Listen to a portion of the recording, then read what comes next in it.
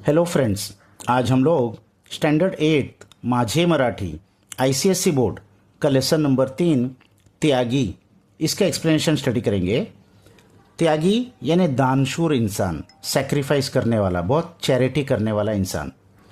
तो एकदा एका राज्यात महाभयंकर दुष्काळ पडला।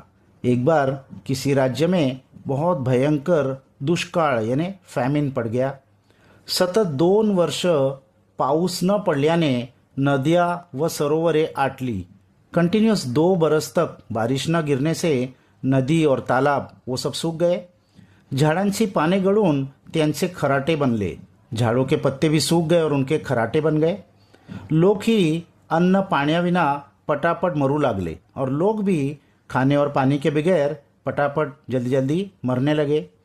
परंतु तशाही स्थितीत एका गावचा थोर मनाचा धनिक माणूस, लेकिन ऐसी कंडीशन में भी एक गांव में एक थोर मनाचा, थोर यानी ग्रेट, बहुत ग्रेट मन का, बहुत उदार मन का एक धनिक यानी पैसे वाला इंसान था। आपल्या जवळचे थोड़े थोड़े धान्य आपल्या गावकऱ्यांना देऊन अपने पास के थोड़े थोड़े अनाज, उसके गोडाउन में जितना अनाज था उसमें से थोड़ा थोड़ा थोड़ा अनाज वो गांव वालों को देते रहा। त्यांना कसे बसे जगवित होता, उनको कैसे वैसा करके जिंदा रख रहा था। पण अखेर त्याच्या जवळचे ही धान्य संपले, लेकिन आखिरकार उसके पास के अनाज भी खत्म हो गए आणि स्वतः त्यालाही भूखेने मरण आले और उसको खुद को भी भूख से मृत्यु हो गई।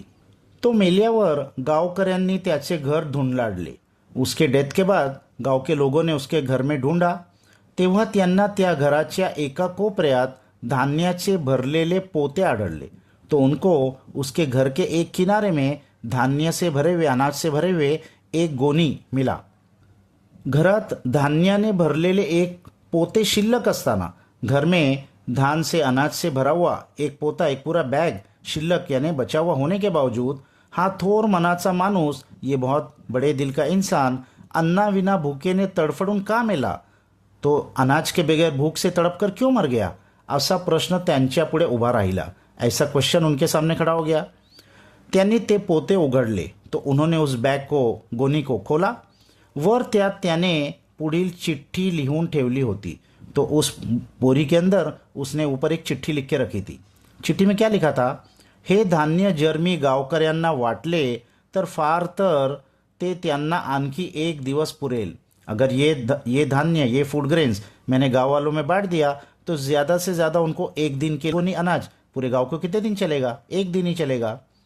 व पुन्हा त्यांच्या पुढे अन्नाचा प्रश्न उभा राहील और फिर दूसरे दिन तो उनके सामने अनाज का क्वेश्चन खड़ा हो ही जाएगा। म्हणून मी त्यांच्यात हे धान्य वाटले नहीं, इसीलिए मैंने उनमें ये धान, ये फूड ग्रेन बांटा नहीं, किंवा त्यातील मुठभर अन्न शिजवून मीही ते खाल्ले नहीं और उसके अंदर का मुट्ठी भर अनाज लेके मैंने भी वो खाया नहीं।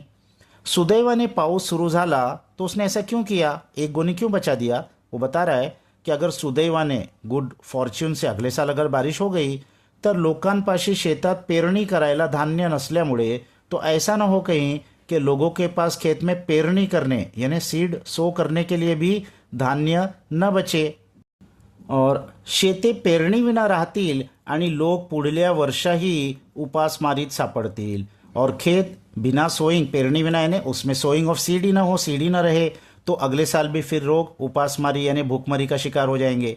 म्हणून हे धान्याने भरलेले पोते मी फक्त शेतांमध्ये पेरणी करण्यासाठी राखून ठेवले आहे।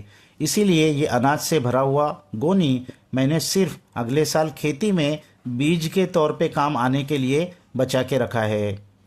त्या थोर मनाच्या माणसाचा तो असीम त्याग पाहून गावकऱ्यांचे डोळे अश्रूंने भरून गेले। तो उस बहुत बड़े दिल के इंसान का असीम यानी जिसकी कोई सीमा न हो ऐसा त्याग, ऐसा सेक्रीफाइस देखकर गांव के सभी लोगों की आंखों में आंसू आ गए। तो ये कितना महान इंसान था।